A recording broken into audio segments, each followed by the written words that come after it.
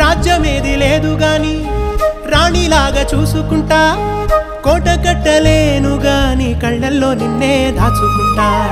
రాత ఎట్లా రాసి ఉన్నా ఆ మార్చి నీతో రాసుకుంటా. స్వర్గమంటూ ఉన్నదంటే అది నీతోనే ప్రతిరోజు పంచుకుంటా.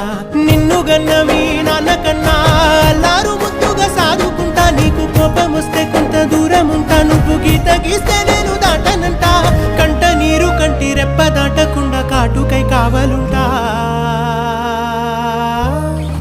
రాంబాయి నీ మీద నాకు మనసాయనే,